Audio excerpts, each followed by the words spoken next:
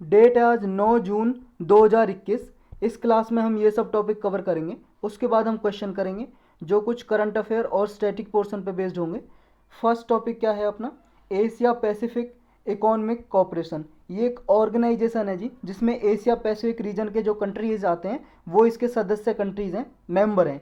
अभी न्यूज में इसलिए है क्योंकि रिसेंटली इसकी ऑनलाइन मीटिंग हुई और इसने डिस्कस किया कि पेंडेमिक यानी कि कोविड-19 के बाद इकोनॉमी को कैसे बिल्डअप किया जाए। कहने का मतलब ये है जी, कोविड-19 से जो इकोनॉमी को यानी कि कंट्रीज़ को नुकसान हुआ है, उसकी अर्थव्यवस्था कमज़ोर हो गई है काफ़ी सारी देशों की, तो उसको कैसे दोबारा से रीबिल्ड किया जाए, दोबारा से बनाया जाए, अर्थव्यवस्था को खड़ा किया जाए। ये जो ग्रुप है जी, रीजनल इकोनॉमिक फोरम है, एशिया पैसिफिक इकोनॉमिक कॉपरेशन, इसको 1989 में बनाया गया था, एस्टेब्लिश किया गया था, सेटअप किया गया था। किस लिए? इसलिए बनाया गया था to take maximum advantage of the growing interdependence of the Asia Pacific.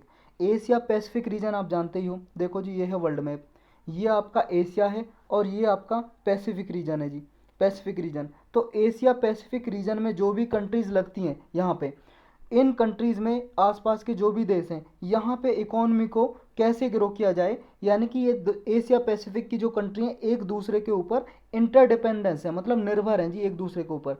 कैसे निर्भर हैं जी? ट्रेड करते हैं जी, व्यापार करते हैं आपस में, कोई किसी से किस क्या चीज़ इंपोर्ट करता है, कोई क्या एक्सपोर्ट करता है। तो इस इंटरडिपेंडेंसी को कैसे ग्रो किया जाए, इसका एडवांटेज कैसे लिया जाए, ज़्यादा से ज़्यादा लाभ कैसे उठाया जाए, इसलिए ये Asia Pacific economic cooperation group या रीजनल इकोनॉमिक फोरम बनाया गया था 1989 में। इसके अभी 21 मेंबर हैं जी, 21। क्या इंडिया इसका मेंबर है? देखो जी, इंडिया इसका मेंबर नहीं है, ये याद रखना आपको। India is not a member of Asia Pacific reason. हाँ, एशिया कॉन्टिनेंट में इंडिया जरूर आता है, लेकिन इस ग्रुप का, ऑर्गेनाइजेशन का मेंबर नहीं है, सदस्य नहीं है। इसका एम क्या है जी, एशिया पैसिफिक इकोनॉमिक कोऑपरेशन का? Greater prosperity of the region by promoting balanced inclusive and sustainable growth. देखो जी, सस्टेनेबल ग्रोथ करनी है इस रीजन में, बैलेंस्ड और इंक्लूसिव। इंक्लूसिव का मतलब ये है जी, जितने इस ग्रुप में, इकोनॉमिक फोरम में, एशिया पैसिफिक इकोनॉमिक, ये इकोनॉमिक कोऑपरेशन ये ग्रुप है जी, जो इसमें जितने भी मेंबर कंट्री हैं, सदस्य देश हैं, उनको सबको फ़ायदा मिले। ऐसा नहीं है कुछ मान लो जी अच्छी डेवलपिंग कंट्री हैं, कुछ अच्छी रिच कंट्री हैं, सिर्फ उन्हीं को ही फ़ायदा मिले ना, सारी जो पुअर कंट्री भी हैं उनको भी फ़ायदा मिले। इंक्लूसिव है मतलब सबका इंक्लूजन हो, सबका इंक्लूजन हो जी, ये इसका मतलब है। और बैलेंस्ड ग्रोथ हो, सस्टेनेबल ग्रोथ हो। नेक्स्ट टॉपिक है जी अपना, national asset reconstruction company limited. देखो जी, अभी क्या है, ये डिसाइड किया गया है लेंडर्स ने। लेंडर्स का मतलब है जी बैंक, बैंक। लेंडर्स का मतलब है उधार देने वाला। अब उधार देता कौन है जी? बैंक देता है जी। देखो, उधार तो आपके जहाँ पे रहते हो लोग भी दे देते हैं, लेकिन उनकी बात नहीं हो रही है यहाँ पे, बैंक की बात हो रही है। बैंक ने ये डिसाइड किया है कि उनके पास जो 22 बैड लोन हैं, बैड लोन अकाउंट्स हैं, जिनकी राशि लगभग 89,000 करोड़ रुपीज़ है, वो उन्हें दे देंगे, अपनी इस राशि को ट्रांसफ़र कर देंगे इन कंपनियों को। जो ये कंपनी है ना, ये national asset reconstruction company limited एक कंपनी है जी, ये मान लो। ये इसी का नाम बैड बैंक भी बोलेंगे जिसे, बैड बैंक। बैड बैंक क्यों बोलेंगे जी इसे? देखो जी, ये प्रपोजल रखा था, किस लिए रखा था? ये प्रपोजल रखा था, बजट में रखा था जी गवर्नमेंट ने, कि हम इस तरह की एक कंपनी सेटअप करेंगे जिसका नाम बैड बैंक भी बोल सकते हो आप, बैड बैंक, या फिर ये asset reconstruction company, national asset reconstruction limited company. देखो, ये पहली बार नहीं बनाई जा रही है। ये बनाने का मकसद क्या है, पहली बात तो ये समझो। गवर्नमेंट ने बैड बैंक यानी कि national asset reconstruction company limited बनाने का प्रपोजल रखा। किस लिए रखा?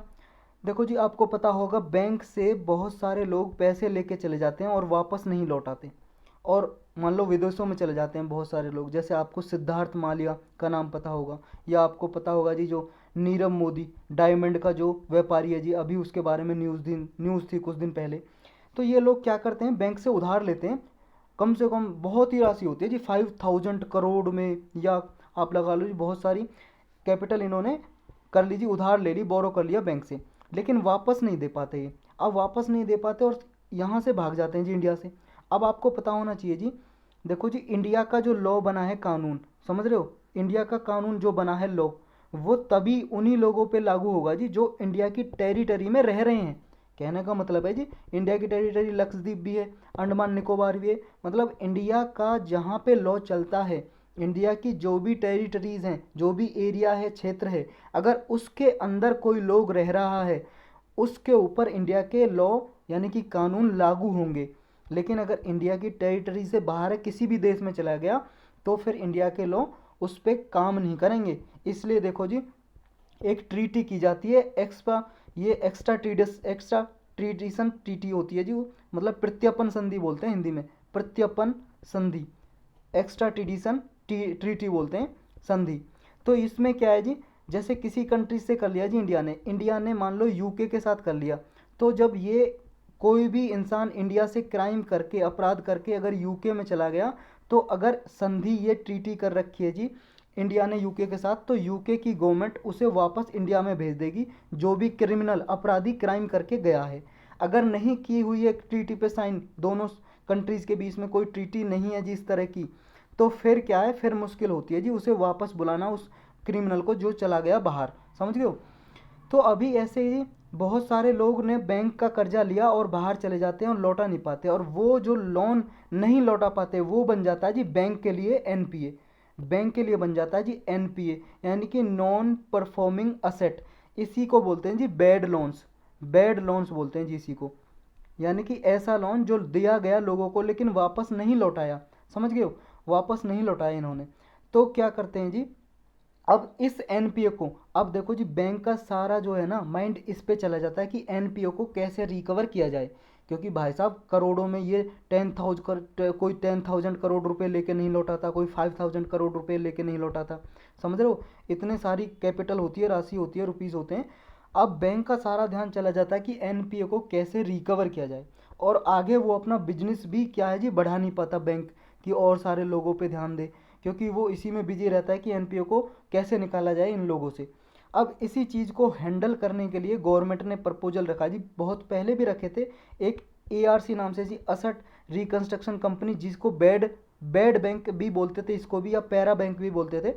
तो ऐसे कंपनी पहले सेटअप की, ये कंपनी मतलब ये जी कंपनी क्या, एक बैंक की सेटअप कर दिया, कंपनी भी बोल सकते हो बैंक भी। ये क्या करेगा, जो ये बैंक था जिसने लोन दिया था, जिसका एनपीए बन गया, अब ये एनपीए की मान लो जी 10,000 करोड़ रुपएज की राशि थी, यहाँ ले लेते हैं जी इसे इस तरफ।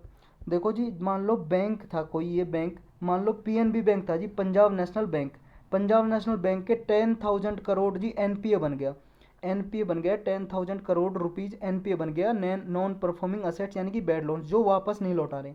अब जो ये कंपनी बनती थी ना एआरसी, यानी कि bad bank asset reconstruction company, ये बैंक इसे दे देता था इस मनी को, ये मनी जो थी इसे दे देता था कि भाई साहब आप इसको, जिसने ये 10,000 करोड़ मान लो जी नीरव मोदी ने लिए, नीरव मोदी का नहीं जी, हम किसी का नाम नहीं लेते, मान लो ए पर्सन ने ले लिया जी, ये मान लो ये लोन लिया था और ये लौटा नहीं पा रहा जी इसे, और ये चला गया यहाँ से।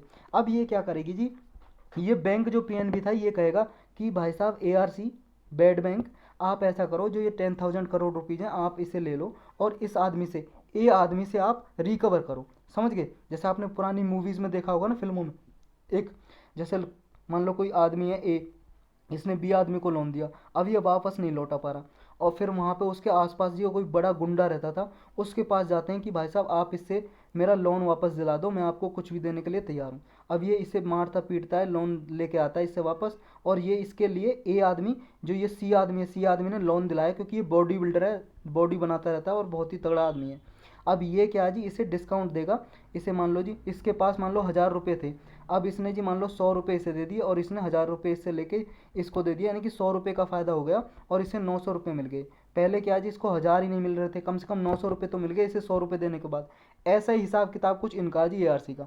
अब ये ऑब्वियसली कोई बॉडी बिल्डर तो है नहीं जी, ये कंपनी रहेगी, ये क्या करेगी जी तरीके अपनाएगी, लॉ वगैरह को यूज करके, पुलिस को यूज करके, और इन जो ये जो लोन बैड लोन्स है इनको रिकवर करेगी। अब ये भी बैंक क्या है, इसे कुछ डिस्काउंट देगा कि आप इतना रुपये में, मतलब ये एआरसी क्या है 10,000 करोड़ रुपए को मान लो खरीद लेगी 9,000 रुपीज़ में, 9,000 करोड़ रुपीज़ में। अब 9,000 करोड़ रुपए में खरीदा, मतलब 1,000 रुपये का फ़ायदा एआरसी को हो गया, लेकिन इसे भले ही 1,000 करोड़ रुपए का नुकसान हुआ, लेकिन इसके 9,000 करोड़ रुपए तो आए वापस, बैंक को ये फ़ायदा होगा जी, समझे। और अपना फ़ायदा ये जी आगे अपना सारा ध्यान अपने उसमें बैंक के सारे उसमें लगा सकेगा जी काम में, समझ रहे हो, एनपीए से छोड़ के। तो इसी तरह की कंपनी जी अभी ये प्रपोजल रखा है। जैसे पहले एआरसी, ऐसा ही है जी, ये national asset reconstruction company limited. अब ये क्या है जी, ये सेटअप होगा जी, मान लो ये जो एग्रीगेट अमाउंट है बेड बैंक का, मतलब बेड लोन्स का जो एनपीए वगैरह है, वो लगभग इतना है कि ये ट्रांसफ़र होगा 2 ट्रिलियन रुपीज़ के लगभग, इतना राशि है जी जो ट्रांसफ़र होगी national asset reconstruction company limited में। अब देखो जी, जिसका प्रपोजल रखा था 2021-22 का, इस साल का जो बजट पास हुआ है ना इस साल का, उस बजट में रखा था गवर्नमेंट ने ऐसा प्रपोजल कि ऐसे बेड बैंक, आप बेड बैंक बोल लो या फिर बोल लो NARCL, national asset reconstruction company limited. तो इस तरह का प्रपोजल रखा था, इस तरह के बैंक दोबारा सेटअप किए जाएंगे।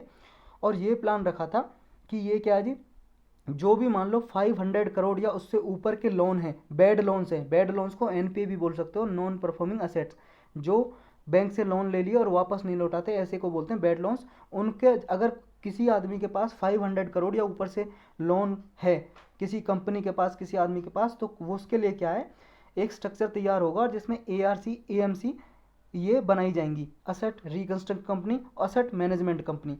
तो किस लिए, ताकि ये जो बेड लोन्स हैं जी इनको दोबारा से रिकवर किया जा सके।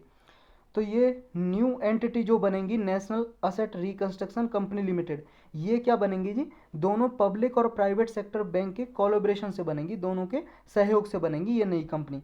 लेकिन ये क्या जी, अभी देखो अभी भी एआरसी हैं, अभी भी सेटअप की हुई है एआरसी बेड लोन्स को रिकवर करने के लिए। और अब दोबारा से 2021-22 का जब बजट पास हुआ था फरवरी में, तो तब ये national asset reconstruction company limited ये दूसरे नाम की बना दी थी, ऐसी बेड बैंक दूसरे नाम के बना दिए। तो ये कैसे डिफरेंट है पहले एआरसी से, अब के जो NARCL बनाए जा रहे हैं कैसे डिफरेंट है। देखो जी, ये क्या है, जो प्रपोज्ड बेड बैंक है जो NARCL हैं, ये क्या है जी, ये पब्लिक सेक्टर करेक्टर के होंगे, मतलब ये आइडिया गवर्नमेंट ने रखा है जी। और इसमें जो क्या है, मेजॉरिटी ओनरशिप किसकी होगी, गवर्नमेंट की होगी जी, स्टेट ओन्ड बैंक होंगे जी। मतलब कि जैसे मान लो जी असेट रिकंस्ट्रक्शन कंपनी पहले हुआ करती थी, अब जो रहेंगी NARCL, ये इनमें जो होगी जी, ये कंपनी जो बनाई जाएंगी, ये बेड बैंक भी बोल सकते हो या कंपनी, इनमें सारा मतलब मेजॉरिटी ऑफ द शेयर किसका रहेगा, गवर्नमेंट का रहेगा। मतलब अगर इनको फ़ायदा होगा एनपीए को रिकवर करके, बेड लोन्स को रिकवर करके, तो इनका फ़ायदा मतलब गवर्नमेंट का फ़ायदा, समझ रहे हो, ये फ़र्क है जी पहली एआरसी में और अब की NARCL में। क्योंकि पहले एआरसी को फ़ायदा होता था, वही यूटिलाइज करता था, वो पब्लिक प्राइवेट सेक्टर की कंपनी होती थी, मतलब उसमें ज़्यादा प्राइवेट सेक्टर का मान लो हिस्सेदारी है, तो गवर्नमेंट को कोई फ़ायदा नहीं जी, बहुत ही कम होता था। लेकिन इसमें majority of the share holder government का है, तो इनका फ़ायदा गवर्नमेंट का फ़ायदा, समझ गए। तो ये है जी इसमें फ़र्क पहली एआरसी में और इसमें। तो पहले अभी प्रेजेंटली क्या है, एआरसी क्या है, वो डिस्काउंट पे लोन को लेती हैं, रिकवर करती हैं और उसका अपने लिए फ़ायदा उठाती हैं जी, कुछ भी जो भी फ़ायदा होता है, और उन्हें लेकिन बैंक को भी फ़ायदा होता है जिसका एनपीए होता है।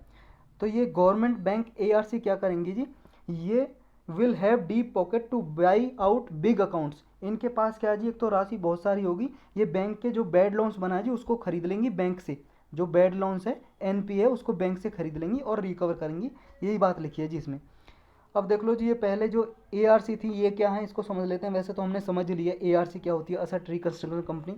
वो ये जी नॉन परफॉर्मिंग असेट्स को बैंक से खरीद के या किसी फाइनेंशियल इंस्टीट्यूशन से खरीद के वो क्या है जी, इसे रिकवर करती है जी। फिर सारी जिम्मेदारी एआरसी की हो जाती है, और जो बैंक की बैलेंस शीट है ना, वो उसे क्या है जी, बैंक की बैलेंस शीट से क्लीन अप कर देता है। कहने का मतलब ये जी, बैंक का जो रजिस्टर है उसमें लिखा है ना कि इतना इसका एनपीए, यानी कि बेड लोन्स बन गया, उस बैंक की इमेज तो खराब हो जाती है ना भाई साहब। उसमें क्या है जी, सबका ट्रस्ट टूट जाता है उस बैंक के ऊपर के, इसके पास तो इतना बेड लोन्स है, एनपीए, इसका लोन वापस नहीं आ पा रहा है, कि अगर मान लो जी ये बैंक दिवालिया हो सकता है, इंसॉल्वेंट भी हो सकता है, ऐसा खतरा हो जाता है जी। लेकिन अगर बैंक अपनी बैलेंस शीट से यानी कि रजिस्टर से इसको हटा देगा, क्योंकि इसे बेच दिया इसने एआरसी को, समझ रहे हो, तो बैंक अपना काम अच्छे से कर सकेगा, समझ रहे हो, ये बात है जी। तो असेट रिकंस्ट्रक्शन कंपनीज क्या हैं, ये आरबीआई के पास रजिस्टर होती हैं, आरबीआई के पास रजिस्टर होती हैं। इसका लीगल बेसिस क्या है जी, किसके बेस पे बनाई जाती हैं, ये कंपनी बनाई जाती हैं, सरफाइसी एक्ट बनाया था एक 2002 में गवर्नमेंट ने, सरफाइसी एक्ट, इसकी फुल फॉर्म है securitisation and reconstruction of financial assets and enforcement of security interest. ये एक्ट बनाया था 2002 में। इसी एक्ट के थ्रू ये एआरसी सेटअप की जाती है जी, असेट रिकंस्ट्रक्शन कंपनी। समझ गए। अब कैपिटल नीड्स क्या है जी, असेट रिकंस्ट्रक्शन कंपनी को बनाने की, मतलब जब भी कोई ऐसी कंपनी बनाएंगे कितनी उसके पास राशि होनी चाहिए कि कंपनी बनाएंगे, ये मतलब बेड बैंक बोल लो या कंपनी बोल लो, ये कितनी उनके पास कैपिटल होनी चाहिए, कितना पैसा होना चाहिए, रुपया मनी कितनी होनी चाहिए। ये सरफाइसी एक्ट में 2002 के में 2016 में जी एक अमेंडमेंट किया गवर्नमेंट ने, अमेंडमेंट संशोधन किया, तो उसकी मिनिमम रिक्वायरमेंट रख दीजिए, मिनिमम नेट ऑन फंड के 2 करोड़ रुपीज होने चाहिए एआरसी के पास, तभी ये सेटअप होगी एआरसी। लेकिन आरबीआई ने जी 2017 में 2017 में आरबीआई ने लिमिट इंक्रीज कर दी 100 करोड़ रुपीज। अब 100 करोड़ रुपीज जब किसी एआरसी के पास होंगी तभी वो बना सकती है, क्या एआरसी बना सकती है जी, तभी तभी कोई कंपनी एआरसी बना सकती है, असेट रिकंस्ट्रक्शन कंपनी। 100 करोड़ की उसके पास राशि होनी चाहिए। सेकंड एक और है जी इसके पास, मतलब कंडीशन एआरसी सेटअप करने की, ये दोनों कंडीशन आपको याद रखनी है जी, क्योंकि यूपीएससी ऐसी ही स्टेटमेंट देके पूछ लेता है। इसकी लिमिट पहली तो 100 करोड़ रुपीज़ इसके पास होने चाहिए जब भी एआरसी बनेगी। सेकंड है जी 15% उसका 15% होना चाहिए जी कार, कार का मतलब ये चलाने वाली कार नहीं है जी, कैपिटल एडिक्वेसी रेशो, उसके पास कैपिटल एडिक्वेसी रेशो 15% होना चाहिए उसकी रिस्क वेटेड असेट का। अब ये कार समझो, कार क्या होता है, देखो जी capital asset, capital adequacy ratio, capital adequacy ratio क्या होता है, कैपिटल कैपिटल अपॉन में risk asset, risk asset, risk asset. देखो जी ये क्या है, जितना बैंक के पास कैपिटल है, कैपिटल का मतलब जितनी भी उसके पास पूंजी है, जितनी भी उसके पास मनी है बैंक के पास, उसको डिवाइड कर दें हम रिस्क असेट से। रिस्क का मतलब है जी जोखिम में जो उसकी संपत्ति है, जैसे मान लो एनपीए दे दिया, या फिर आप बैड लोन्स बोल लो, एनपीए बोल लो, ये दे दिया और वो कोई लोग या कंपनी इसे लौटा नहीं पा रहे, वो रिस्क में है असेट, इसकी संपत्ति रिस्क में है बैंक की, तो बैंक के पास जितनी कैपिटल है उसको रिस्क असेट से डिवाइड कर दें। मान लो जी बैंक के पास टोटल कैपिटल 1000 करोड़ रुपीज़ है और मान लो 100 करोड़ इसका रिस्क असेट है, तो इसको डिवाइड करेंगे तो कितना बच जाएगा, 10 करोड़ रुपीज़। 10 करोड़ रुपीज़ का 15%, इस 10 करोड़ रुपीज़ का 15% ये हो जाएगा जी कैपिटल एडिक्वेसी रेशो। ये कैपिटल एडिक्वेसी रेशो की लिमिट रख दी 15% एआरसी के लिए। देखो जी बैंक के लिए भी ऐसी लिमिट होती है कार की, कैपिटल एडिक्वेसी रेशो की, लेकिन 15% नहीं होती है, 15% नहीं होती, ये याद रखना आपको। उसके लिए 9% के लगभग होती है जी, बैंक के लिए अलग होती है। तो ये कितने परसेंट होती है ये तो याद करना जरूरी नहीं है बैंक के लिए, लेकिन ये एआरसी की लिमिट आपको जरूर याद रखना है, 15% होनी चाहिए कैपिटल एडिक्वेसी रेशो की लिमिट। अब नीड क्या है जी ऐसे एआरसी जो NARCL जो सेटअप करने की मतलब ज़रूरत क्या है भाई साहब, ज़रूरत क्यों नहीं है, अभी इतने देर से यही तो कहते आ रहे हैं। एनपीए बढ़ता जा रहा है, नॉन परफॉर्मिंग असेट्स लगभग 15 लाख करोड़ रुपए से भी ज़्यादा, टोटल स्ट्रेस असेट हो गई है, स्ट्रेस का मतलब जोखिम में जी जो असेट बैंक की वो हो गई है, इसलिए गवर्नमेंट चाहती है इसको रिकवर किया जाए, इसलिए तो ये बैड बैंक सेटअप कर रहे हैं जी, बैड बैंक का मॉडल लेके आई गवर्नमेंट, तो यही है जी इसमें। चलते हैं जी नेक्स्ट पे। नेक्स्ट है हरियाणा प्राणवायु देवता पेंशन स्कीम एंड ऑक्सीवैन, ऑक्सीवैन को ऑक्सीजन फॉरेस्ट भी बोलते हैं। हरियाणा गवर्नमेंट ने क्या किया, हरियाणा गवर्नमेंट ने वर्ल्ड इन्वायरमेंट डे पे ये स्कीम लॉन्च की जी, ये योजना लॉन्च की हरियाणा गवर्नमेंट ने। वर्ल्ड इन्वायरमेंट डे आपको पता है जी 5 जून को हर साल मनाया जाता है, 5 जून को। अब ये स्कीम क्या है ये पढ़ते हैं। देखो जी इन्वायरमेंट के टॉपिक के लिए इंपॉर्टेंट है यूपीएससी में। ये प्राणवायु देवता पेंशन स्कीम क्या है, अभी तक आपने सुना होगा कि जो बुजुर्ग लोग हो जाते हैं 60 ईयर से अबव, 60 साल से उम्र जिनकी ज़्यादा होती है, आपके बुजुर्ग लोग होंगे जी घर में भी, माता पिता या फिर दादा दादी 60 साल से अबव, उनको पेंशन मिलती है हर महीने, हर महीने कुछ पेंशन मिलती है। हर एक स्टेट गवर्नमेंट अलग अलग उनकी राशि है जी, मतलब कुछ सेंट्रल गवर्नमेंट उसमें देती है जी फंड और कुछ स्टेट गवर्नमेंट देती है। तो हर एक राज्य में, हर एक स्टेट में अलग अलग पेंशन दी जाती है, किसी में 2000 पर मंथ, किसी में 1000, किसी में 2500 पर मंथ, मतलब 2500 पर मंथ, तो अलग अलग लिमिट है जी इसकी हर एक स्टेट में।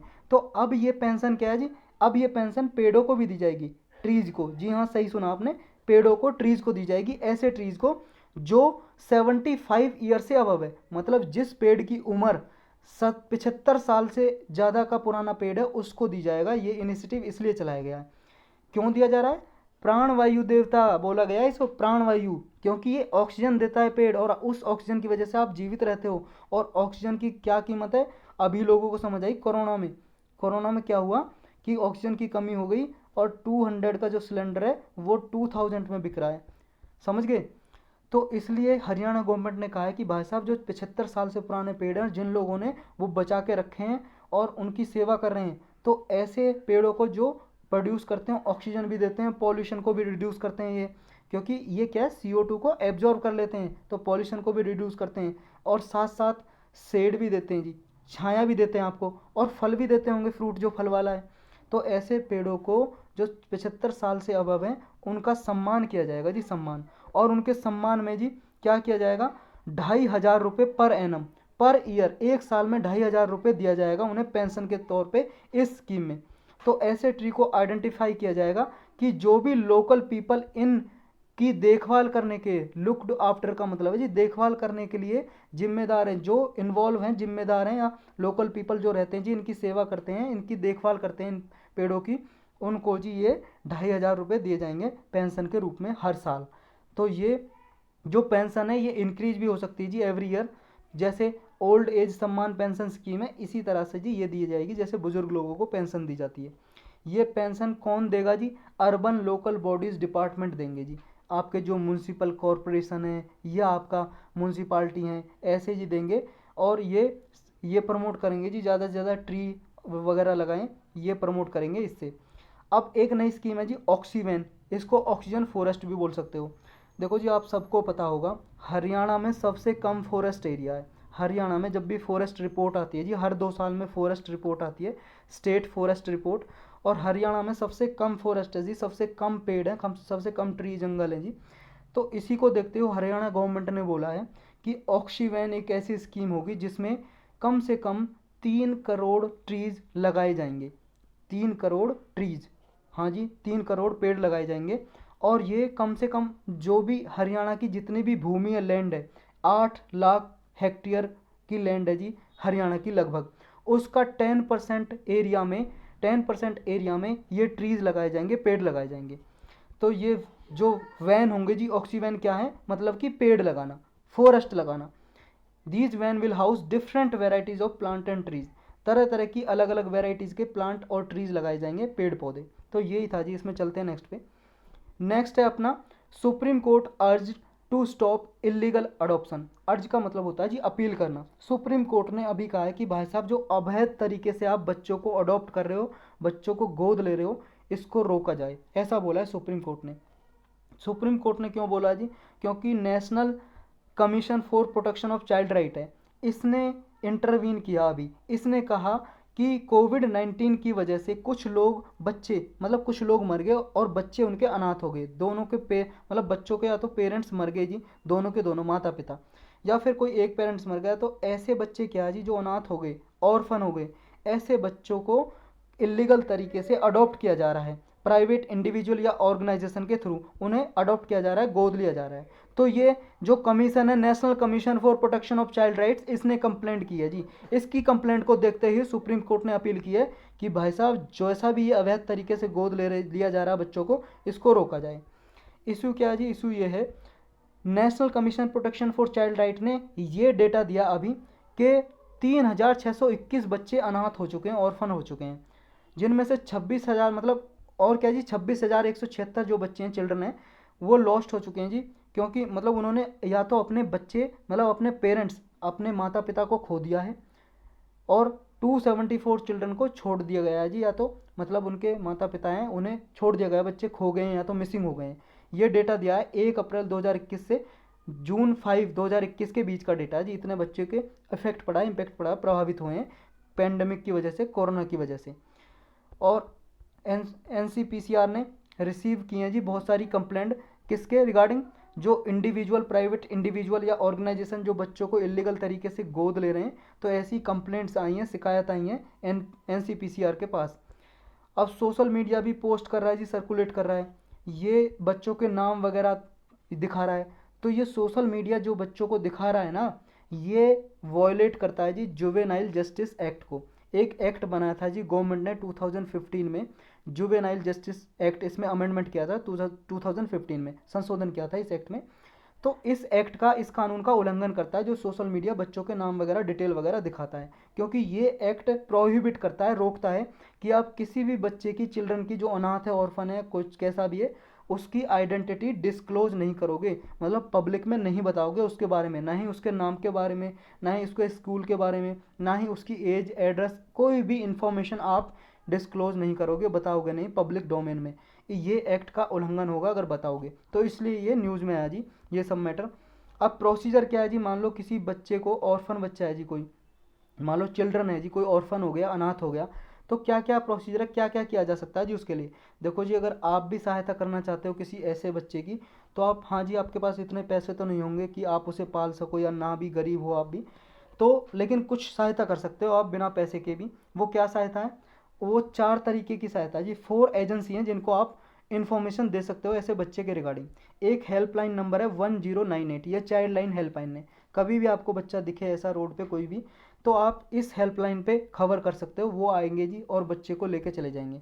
या फिर डिस्ट्रिक्ट में, हर एक डिस्ट्रिक्ट में होती है जी चाइल्ड वेलफेयर कमेटी, या फिर हर एक डिस्ट्रिक्ट में होता है चाइल्ड प्रोटेक्शन ऑफिसर, उसको आप कंप्लेन कर सकते हो जी। या फिर हेल्पलाइन नंबर है जी, स्टेट कमीशन होते हैं for protection of child right, जैसे नेशनल लेवल पे होता है ना ये कमीशन, ऐसे स्टेट लेवल पे होते हैं प्रोटेक्शन ऑफ चाइल्ड राइट के लिए।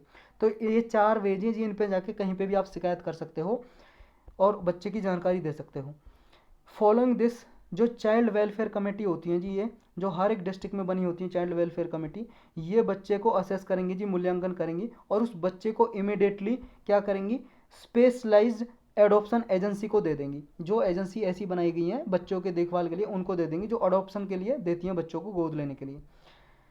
कोई भी बच्चा मान लो जी विदाउट फैमिली के है, या फिर मतलब उसके कोई भी पेरेंट्स नहीं है या गार्डियन नहीं है कोई भी बच्चे का, तो उस बच्चे का गार्डियन स्टेट बन जाता है जी, मतलब स्टेट ही अब उसका रक्षक है, उसकी देखभाल स्टेट करेगा जब किसी बच्चे के माता पिता नहीं है। अब ये जुवेनाइल जस्टिस एक्ट 2015 क्या है जी, इसकी कुछ प्रोविजन देख लेते हैं इंपॉर्टेंट। ये एक्ट क्या करता है जी, जो चिल्ड्रन है, जिन मतलब कोई भी ऐसा बच्चा है जी, कोई भी परेशानी है, उनकी परेशानी को एड्रेस करने के लिए ये एक्ट बनाया गया था। ये मान लो उन्हें केयर और प्रोटेक्शन देने के लिए बनाया गया था जी, उनकी देखभाली के लिए और रक्षा करने के लिए। इस एक्ट के थ्रू एक जुवेनाइल जस्टिस बोर्ड सेटअप किया जाएगा और child welfare committee every district में, ये एवरी डिस्ट्रिक्ट वर्ड याद करना है जी, हर एक डिस्ट्रिक्ट में जुवेनाइल जस्टिस बोर्ड है और चाइल्ड वेलफेयर कमेटी है। ये ऐसा प्रोविजन है किसमें, जुवेनाइल जस्टिस बोर्ड में। और इन दोनों में, कमेटी और बोर्ड में, कम से कम एक मेंबर वुमन होगी जी, जितने भी इनमें सदस्य होंगे ना इनके बोर्ड में और इस कमेटी में, एक मेंबर वुमन महिला होगी। और एक सेंट्रल अडॉप्शन रिसोर्स अथॉरिटी थी जी, इसको स्टैट्यूटरी बॉडी बना दिया गया इस 2015 के एक्ट के थ्रू, जे एक्ट के through, juvenile justice act.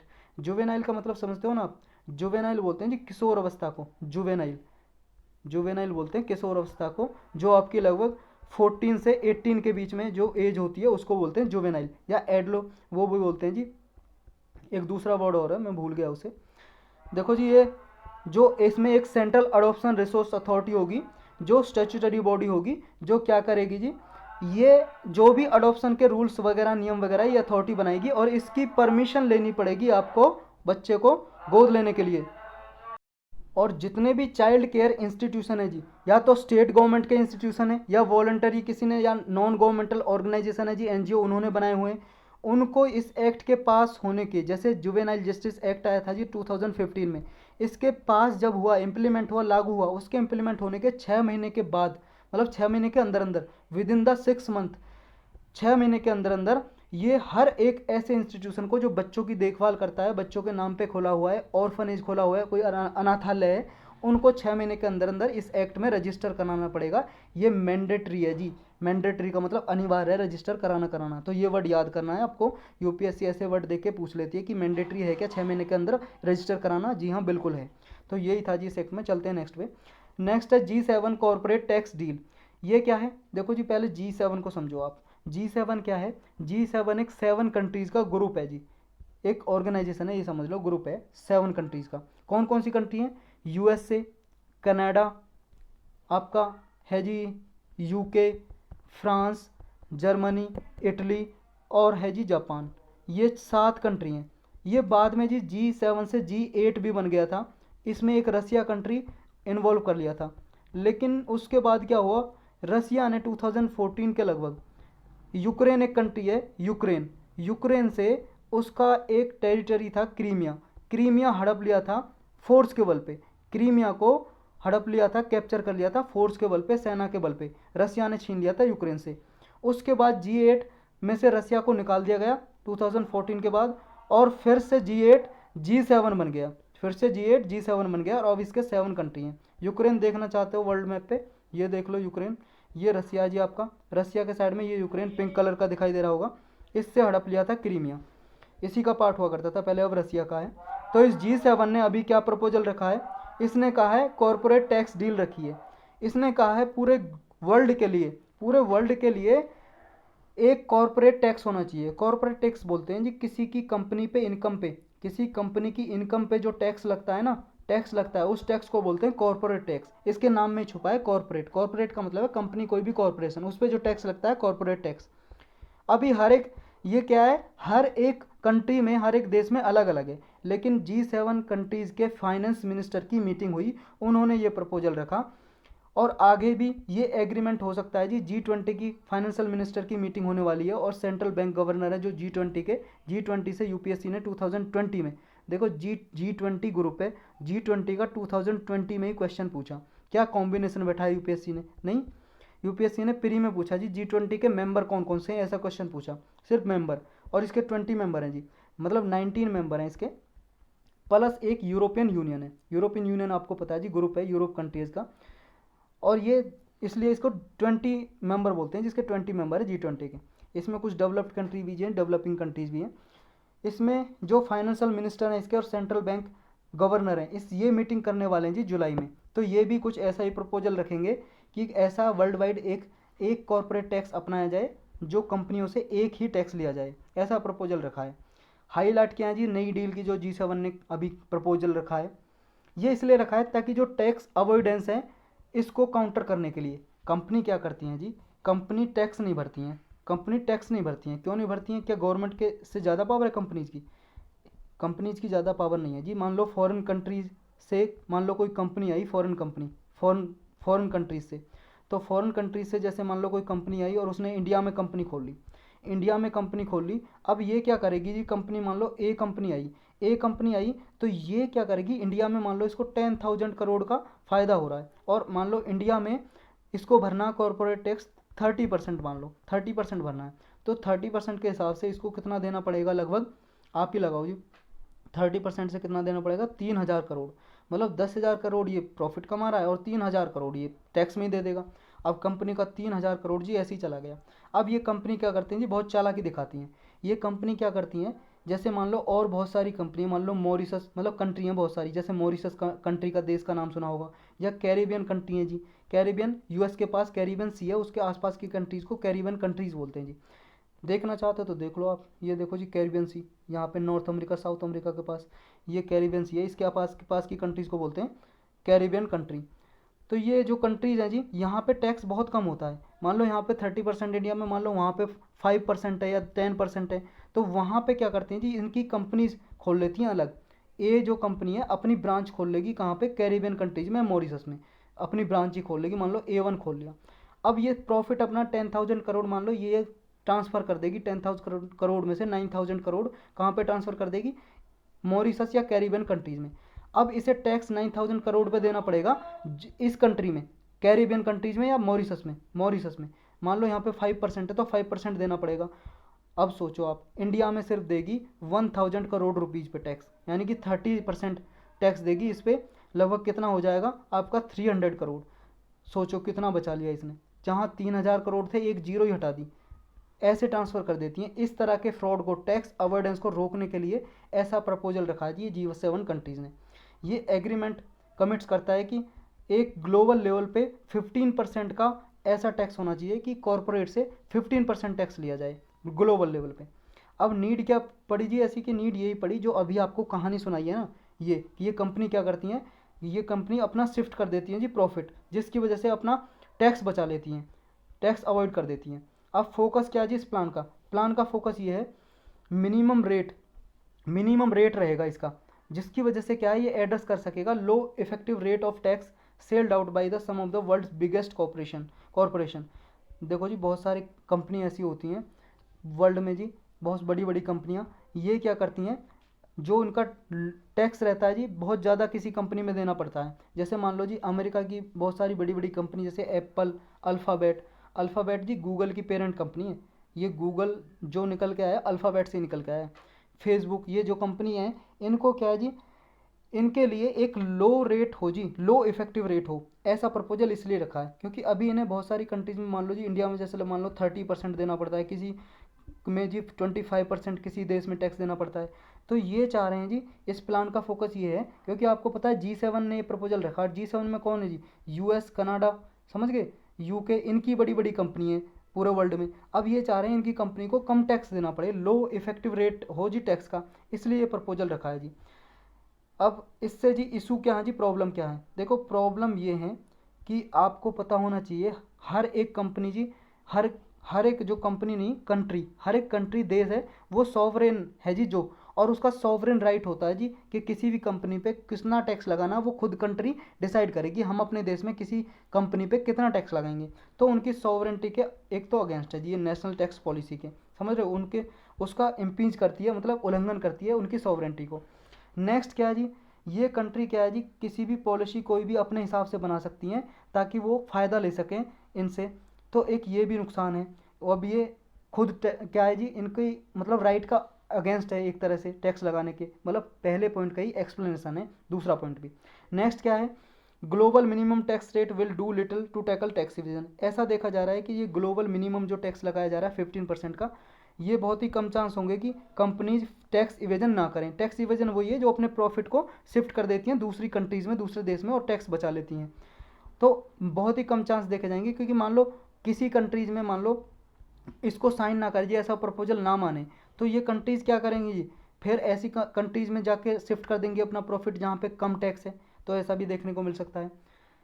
Is this the end of tax havens, क्या जी ये टैक्स हेवन जो है इसका अंत कर देगा। टैक्स हेवन का मतलब वही है कि जो कंपनी अपने टैक्स को हेवन कंट्रीज़ में, हेवन कंट्रीज़ उनको बोलते हैं जी, हेवन का मतलब वैसे तो स्वर्ग होता है, उन कंट्रीज़ में अपना कर देंगे जी ये टैक्स, सम मतलब शिफ्ट कर देंगे अपना प्रॉफिट है जी जहाँ पे टैक्स देना पड़ता है। तो क्या ये टैक्स अपना जी प्रॉफिट, जो टैक्स प्रॉफिट ट्रांसफ़र कर देती हैं, इससे मतलब ये एंड हो जाएगा, इसका इससे निपटारा मिल जाएगा। देखो जी, if deal does not kill off tax haven entirely, it will make them far less attractive for many firms looking to cut their tax bill. देखो जी बात ऐसी है, अगर ये एंड भी नहीं करेगा इस सिस्टम को जो अभी कंट्रीज शिफ्ट कर देती हैं अपने प्रॉफिट को, अगर इसका अंत भी नहीं करेगा, लेकिन इनके लिए लेस अट्रैक्टिव तो बनाएगा। पहले जहाँ इन्हें जी फ़ायदा होता था, मान लो 1000 करोड़ का, 2500 करोड़ का, मतलब 2500 करोड़ का, 2500 करोड़ का जैसे फ़ायदा होता था अपना प्रॉफिट शिफ्ट करने पे, तो अब क्या है जी इतना फ़ायदा तो नहीं होगा इन्हें, क्योंकि इन्हें 15% देना पड़ रहा है। अब मान लो किसी कंट्री में मान लो 10% टैक्स देना पड़ता है, तो इतना फ़ायदा नहीं होगा जितना पहले होता था। तो अब ये क्या करेंगी, मान लो इनके दिमाग में आएगा क्या है, हम जितना शिफ्ट कर रहे हैं हमें सिर्फ 5% बच रहा है, इससे अच्छा 5% हम इन्वायरमेंट पे, कंपनी सोचेंगे जी, कंपनी ऐसा सोचेंगी कि जो हम शिफ्ट कर रहे हैं इससे अच्छा 5% अपना जो फ़ायदा हो रहा है उसे इन्वायरमेंट में, सोशल या कॉरपोरेट गवर्नेंस पे खर्च करें, फोकस करें। कहने का मतलब ये जी, जब भी कोई कंपनी इन्वायरमेंट या कॉरपोरेट सोशल रिस्पॉन्सिबिलिटी, इंडिया में एक एक्ट है जी 2013 का, उसके थ्रू क्या है, हर एक कंपनी पे टैक्स लगाया गया है कि वो कॉरपोरेट सोशल रिस्पॉन्सिबिलिटी के थ्रू कुछ पैसा खर्च करे सोसाइटी के लिए। तो अगर मान लो उस पर खर्च करती है वो टैक्स से बच जाती है, तो अब वो कंपनी सोचेंगी इससे अच्छा हम इस पर ही खर्च कर लें, हमारी कंपनी की इमेज भी अच्छी होगी। हम अगर सोसाइटी के लिए खर्च करेंगे, मान लो कोई रोड बनाना, कोई पार्क बनाना, या इन्वायरमेंट के लिए मान लो क्लीन एनर्जी पे खर्च करना, सोलर एनर्जी पे खर्च करना, ऐसा जिससे समाज का भला हो जी, समाज के लिए कुछ कुछ ऐसी चीज़ें बनाना, तो इस पे खर्च करें तो कंपनी का माइंड भी इससे चेंज हो सकता है, ऐसा माना जा रहा है। अब इंडिया पे क्या इम्पैक्ट पड़ेंगे, इंडिया पे भाई साहब इम्पैक्ट सबसे बड़ा तो यही पड़ेगा। अब मान लो इंडिया मान लो 30% लगाता है जी टैक्स, कॉरपोरेट टैक्स लगाता है मान लो 30%, अब ये 15% हो जाएगा टैक्स, ग्लोबल कॉरपोरेट टैक्स। आधा फ़ायदा हो गया ना, नुकसान हो गया, मतलब आधा फ़ायदा हो गया कंपनी का, लेकिन नुकसान किसका हो, इंडिया का। इंडिया को सिर्फ 15% टैक्स ही मिलेगा अगर इसको एग्रीमेंट को मानती है। तो एक तो नुकसान सीधा सीधा ये होगा जी, टैक्स डिक्रीज हो जाएगा इंडिया का। तो यही इसके सबसे बड़ा नुकसान है जी। ये सारी जो कहानी लिखी है ना, एक बार आप पढ़ लेना पॉज करके, ये वाला। चलते हैं नेक्स्ट पे। नेक्स्ट टॉपिक है China host ASEAN foreign country ministers. अभी चाइना ने जी होस्ट किया है, मेजबानी की है आसियान के जो फॉरेन मिनिस्टर हैं, इनकी मीटिंग हुई है, इनको होस्ट किया है। आपको पता होना चाहिए आसियान क्या है। एक 10 कंट्रीज़ का 10 कंट्रीज़ का एक ग्रुप है, साउथ ईस्ट एशियन नेशन, जो साउथ ईस्ट एशिया में है। ये देखो जी, ये वाले, ये अपना हिंदुस्तान है, और इधर वाले को बोलते हैं साउथ ईस्ट एशिया, क्योंकि ये एशिया का ही पार्ट है, लेकिन साउथ ईस्ट एशिया क्योंकि डायरेक्शन पे डिफाइन करते हैं ना, ये ईस्ट है ये साउथ है, तो साउथ ईस्ट एशिया में आता है ये वाला रीजन। तो यहाँ की 10 कंट्रीज़ ने एक ग्रुप बनाया हुआ है, ऑर्गेनाइजेशन, जिसका नाम है एशियान। फुल फॉर्म है association of South East Asian nation. इसके फॉरेन मिनिस्टर की मीटिंग हुई थी, जिसने चाइना ने अभी होस्ट किया है, मेजबानी की है इस इवेंट में। तो ये आसियान क्या है, ये ग्रुप देख लिया हमने, लेकिन चाइना ने होस्ट इसलिए किया है, चाइना चाह रहा है कि इस पर क्वाड का इन्फ्लुएंस ना बढ़े। क्वाड ग्रुपिंग आपको पता ही है ना, क्वाड क्या है, 4 कंट्रीज़ का जी ग्रुप है ये। कौन कौन सी है, एक अपना हिंदुस्तान इंडिया, एक जापान, एक है जी आपका यूएसए, और एक आपका ऑस्ट्रेलिया। ये 4 कंट्रीज़ का ग्रुप है जी। इसको कभी कभी ये क्या है, चाइना ये नाटो बताता है जी, मिनी नाटो, एशियन नाटो बताता है, एशिया की नाटो। और नाटो आप सबको पता होना चाहिए जी क्या है। नाटो एक ऑर्गेनाइजेशन है जी, यूएस ने बनाई थी यूरोपियन कंट्रीज़ के साथ मिलके 1949 में। नॉर्थ एटलांटिक ट्रीटी ऑर्गेनाइजेशन इसका फुल फॉर्म है। एक मिलिट्री ऑर्गेनाइजेशन थी। कहने का मतलब ये है, जो भी नाटो के मेंबर होंगे, अगर किसी कंट्री पे कोई बाहर का कंट्री अटैक करेगा तो सब मिल के धोएंगे उसे, सब मिल के मारेंगे, समझ गए। तो इसलिए बनाई थी, और ये कोल्ड वार चल रहा था तब बनाई थी। कोल्ड वार का मतलब है जी शीत युद्ध चल रहा था, शीत युद्ध जी कोई तलवारों से बंदूक से लड़ाई नहीं थी, ये आइडियोलॉजी की लड़ाई थी। एक तरफ यूएसए अपने विचारधारा को प्रमोट कर रहा था, कैपिटलिज्म को, पूंजीवादी को, और एक तरफ यूएसएसआर यानी कि रसिया का नाम था पहले यूएसएसआर। 1991 से पहले 1991 में कोल्ड वार खत्म हो गया था, क्योंकि यूएसएसआर के टुकड़े हो गए थे, कई सारे देश निकल के इससे बने थे, तो तब से ये रसिया बन गया। तो रसिया प्रमोट कर रहा था यूएसएसआर किसको, कम्युनिज्म को, साम्यवादी सोच को, और ये कर रहा था कैपिटलिज्म को। तो ये कोल्ड वार था, उसमें नाटो एस्टेब्लिश की गई थी। और नाटो इसलिए बोलता है जी क्वाड इसको, कि एशियन नाटो ये भी प्रमोट कर रहा है कुछ कंट्रीज़ के ग्रुप को, और चाइना के अगेंस्ट एक्शन लेता है। इसलिए ये आसियान में ये ज़्यादा इंटरेस्ट जता रहा है चाइना। इसके होस्ट क्या है कि ये क्या है, क्वाड जो इनिशिएटिव है इसको रोकने के लिए चाइना की कंसर्न यही है जी, जो यूएस इंडो पैसिफिक स्ट्रेटजी है, अमेरिका की जी इंडो पैसिफिक स्ट्रेटजी है, वो काउंटर करना चाहता है चाइना को इंडो पैसिफिक रीजन में। इंडो पैसिफिक रीजन आपको पता होना चाहिए जी, ये इंडिया है, इंडियन ओशियन है, और ये पैसिफिक ओशियन है। इस वाले रीजन में जी अपना इन्फ्लुएंस बढ़ाना चाहता है, और चाइना का इन्फ्लुएंस घटाना चाहता है अमेरिका। तो इसको भी रोकने के लिए चाहता है ये चाइना। और चाइना ने ये रिसेंटली क्वाड को बोला था एशियन नाटो, ये हम पढ़ चुके हैं ऑलरेडी। अब जरूरी हमारे लिए आसियान क्या है जी, आसियान देखो बहुत बार हम वैसे पढ़ चुके हैं, फिर भी एक बार शॉर्टकट में रिवाइज कर लो, जल्दी जल्दी मैं बोलता हूँ। देखो अगर आपको लग रहा हो ना मैं तेज पढ़ा रहा हूँ, तो यूट्यूब के ऊपर ना 3 बिंदी सी रखी होंगी ऐसी, वहाँ पे क्लिक करोगे सेटिंग खुल जाएगी, वहाँ पे जाओगे जी, स्पीड की जो है ना जी, आप स्पीड को घटा भी सकते हो बढ़ा भी सकते हो। वहाँ पे नॉर्मल रखोगे तो नॉर्मल सुनाई देगा, आप उसको इंक्रीज करके भी देख सकते हो, डबल पे 1.25 पे, या फिर डिक्रीज करके भी 0.75 पे, तो आपको सही से समझ आएगा। समझ रहे हो आप, आपके हाथ में है तेज करके देखना या धीरे करके देखना। अब आसियान क्या है, आसियान है जी association of South East Asian nation. ये एक रीजनल ऑर्गेनाइजेशन है 10 कंट्रीज़ की। क्यों बनाई गई थी, इन 10 कंट्री चाहती थी आपस में इनका व्यापार बढ़े और पॉलिटिकल सोशल स्टेबिलिटी आए इनकी कंट्री में, इसलिए बनाई गई थी। इसका मोटा ये है आसियान का, one vision one identity one community, ये इसका मोटो है आसियान का। इसका मुख्यालय कहाँ पे जी, आसियान का headquarter secretariat Jakarta country, Jakarta है जी कैपिटल इंडोनेशिया कंट्री की।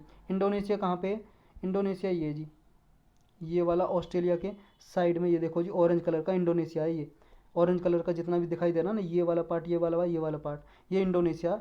इंडोनेशिया की कैपिटल जकार्ता में इसका हेडक्वार्टर है। इसका कब बनता है जी आसियान का, जेनेसिस कब होता है, जेनेसिस का मतलब है जी ओरिजिन, ओरिजिन मतलब उत्पत्ति, जन्म कब होता है इसका, बर्थ कब होता है इसका, 1967 में होता है।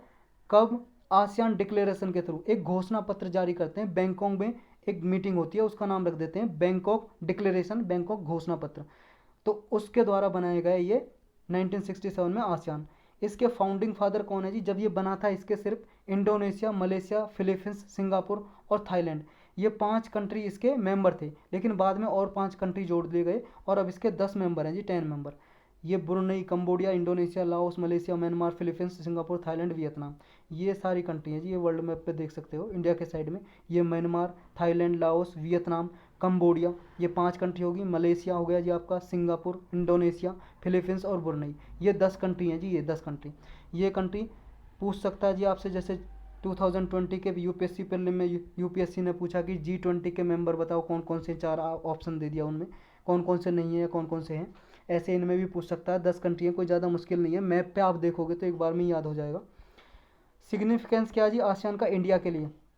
इंडिया के लिए सिग्निफिकेंस ये है, अपना हिंदुस्तान है ना, ये ईस्टर्न पार्ट देखो जी, ईस्टर्न पार्ट थोड़ा पिछड़ा हुआ है, बैकवर्ड एरिया है। यहाँ पे क्या है, डेवलपमेंट लाने के लिए, इंफ्रास्ट्रक्चर डेवलपमेंट हो, अच्छे अच्छे इंस्टीट्यूट वगैरह बने, यहाँ पे डेवलपमेंट आए, इसको डेवलप करने के लिए ये चाहता है इन कंट्रीज से मिला के रहे, मिल के रहे, समझ गए। तो इन कंट्रीज से इसलिए चाहता है ये आसियान साथ दे इन कंट्रीज़ का।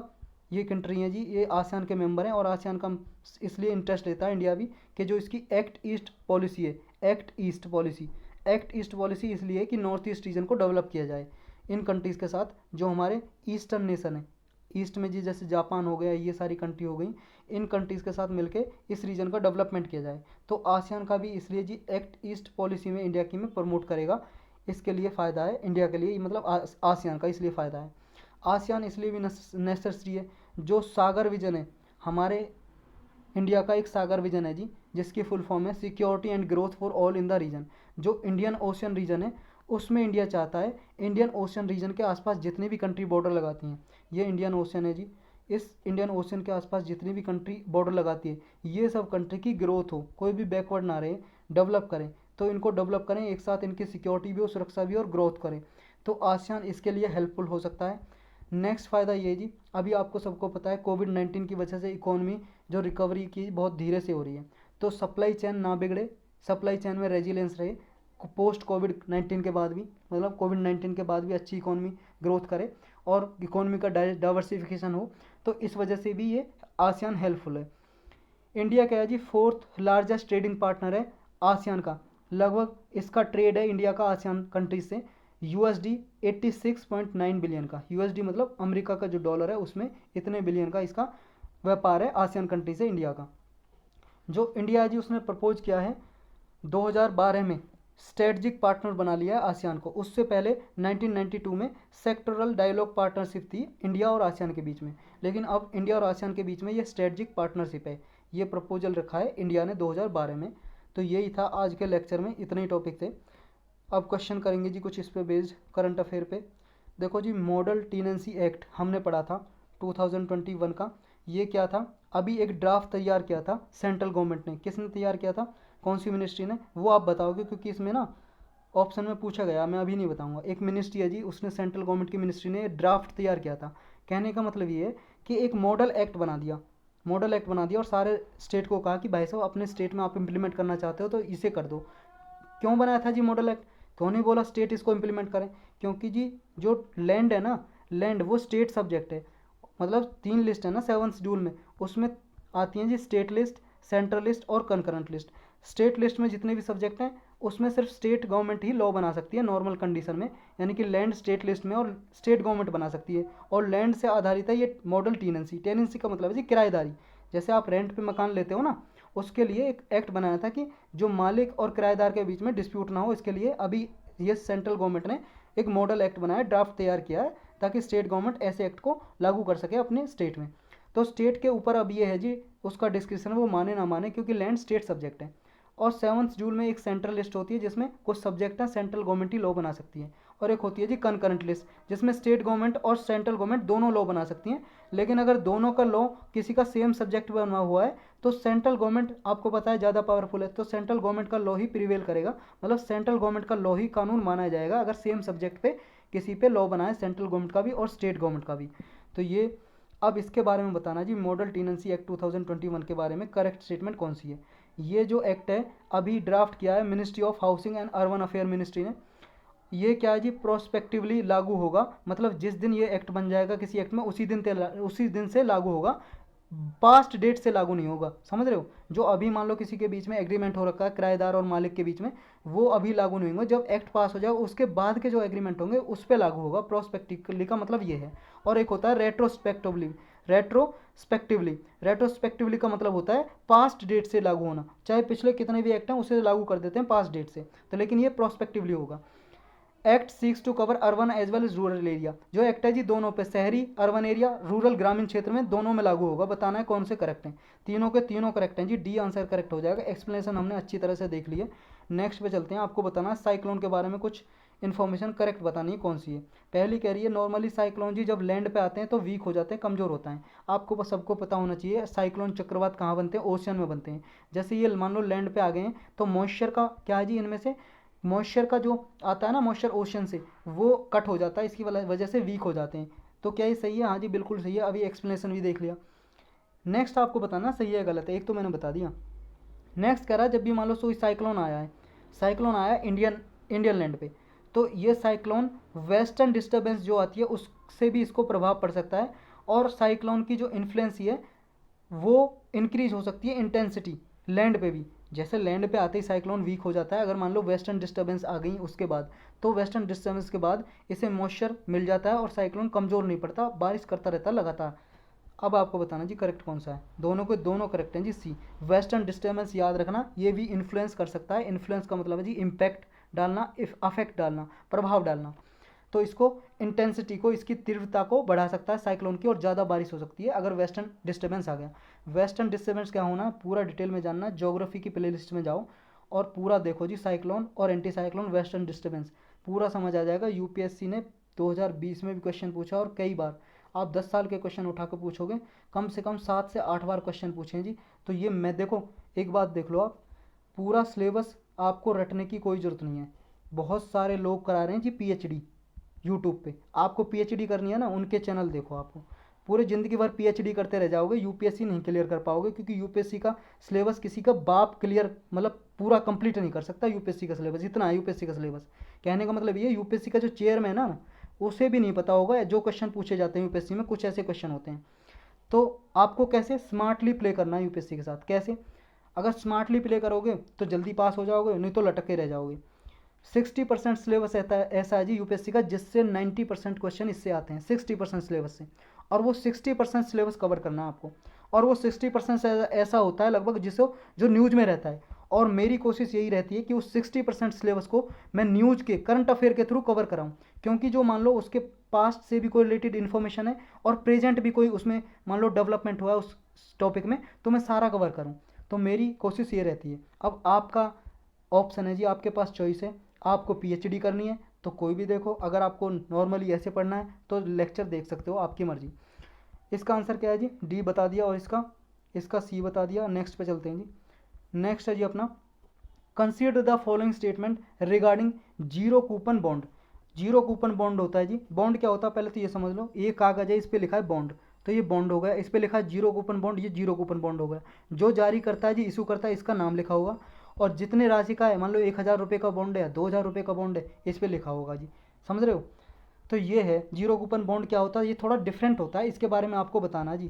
क्या बताना? इनकरेक्ट, गलत स्टेटमेंट बतानी है। Zero coupon bond are issued at a discount and redeemed at par. Normally क्या होता है जी, बॉन्ड को जैसे मान लो किसी कंपनी ने बॉन्ड जारी किया या गवर्नमेंट ने बॉन्ड जारी किया, तो मान लो ए पर्सन खरीद रहा है, इस पर लिखा 1000 रुपये, 1000 रुपये का खरीदेगा और इस पर लिखा होगा कि हम इसे आपको पर मंथ या पर ईयर 5% का इंटरेस्ट देंगे, ब्याज देंगे तो मिलेगा। लेकिन जीरो कूपन बॉन्ड का ये कह रहा है जी, जीरो कूपन बॉन्ड में ऐसा नहीं होता, क्योंकि इसमें इंटरेस्ट नहीं देते। इसमें क्या होता है, 1000 रुपये का बॉन्ड है, इसे गवर्नमेंट या कंपनी बेच देगी ए पर्सन को 900 रुपये में, मतलब रेट से कम में। और जब दोबारा मान लो इसे बेचना है ए पर्सन को वापस गवर्नमेंट को या कंपनी को, ये 1000 रुपये में बेचेगा, क्योंकि 1000 रुपये का बॉन्ड है, तो इसे फ़ायदा क्या होगा, 100 रुपीज़ का। लेकिन इस पर इंटरेस्ट नहीं मिलेगा, जैसे नॉर्मली बॉन्ड पर मिलता है ब्याज, ऐसा नहीं मिलेगा। क्या यही है जीरो कूपन बॉन्ड? जी हाँ बिल्कुल ऐसा ही है। पहली स्टेटमेंट करेक्ट है यानी कि सही है, हमें बतानी है इनकरेक्ट। अब आपको दो में से बताना कौन सी है जी। No interest payment is made on such bond at periodic interval. देखो जी, इस पर कोई इंटरेस्ट नहीं दिया जाता जीरो कूपन बॉन्ड पे, ये भी हमने देख लिया, ये भी करेक्ट है। अब बचा तीसरा तो इनकरेक्ट हो गया जी, बी है, क्योंकि इसमें नन ऑफ द अबव तो है नहीं, तो तीसरा गलत है। ये कह रहा है जीरो कूपन बॉन्ड सिर्फ सेंट्रल गवर्नमेंट ही इशू कर सकती है और किसी पर्टिकुलर इंस्टीट्यूशन को। बिल्कुल गलत बात है जी, क्योंकि कंपनी भी इशू कर सकती है कोई भी सेंट्रल बैंक के अलावा। तो ये बिल्कुल गलत हो जाता है, इसमें लिखा है only central bank can issue this bond.